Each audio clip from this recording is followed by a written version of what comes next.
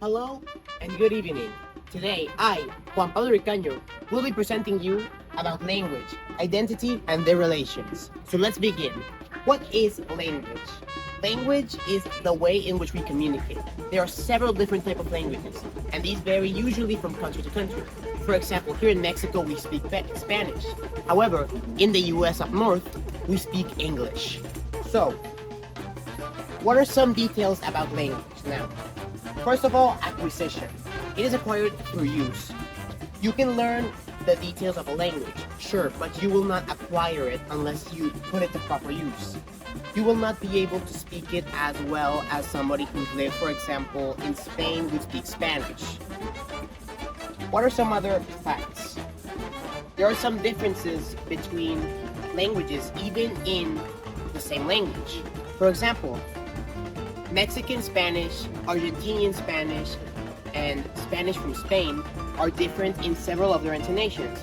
However, a Mexican would be able to understand a Chilean if they speak Spanish, as the language, while it may have differences, is still at its core the very same language with the same roots and same main characteristics. Now moving on, what is identity?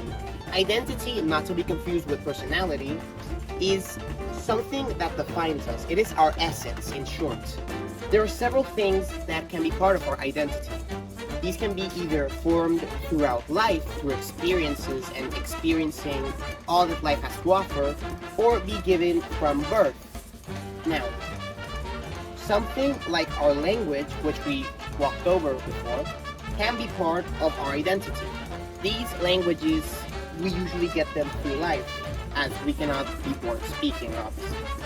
Other parts about identity is our likes and dislikes. These are from through life as well. For example, dogs and toys. You may like dogs because you saw a dog once and it was cute. Or maybe you dislike a dog because it bit you once. These are examples of how likes and dislikes can be formed through life. Now, what characteristics of our identity are gained from birth? Defining features like our height, our race, are very good examples of characteristics that we gain from birth. We cannot really change our height, so this is something that defines us from birth. Another big one is where we are from, as for example, I am from Mexico. So a part of my identity is being Mexican. It is not something that I can change, so it is given to me from birth. Now, there are several theories about how language is acquired. Of course, we walked over acquired through use before, but what is another one? Another theory states that language is best acquired when you're young, as the brain, when it's maturing, has tremendous learning capabilities that will help you learn your language. So, how does language relate to identity? Now, our identity is something that, as I said before, includes our language. However, something else that is included in the identity, our personality, is often formed by language. For example, if you know Spanish very well, you will have an easier time speaking it, obviously, and maybe more outgoing because you have that confidence of your language. But if you speak English poorly, you will be maybe more soft-spoken and in general more calm while speaking English, as you don't want to mess up.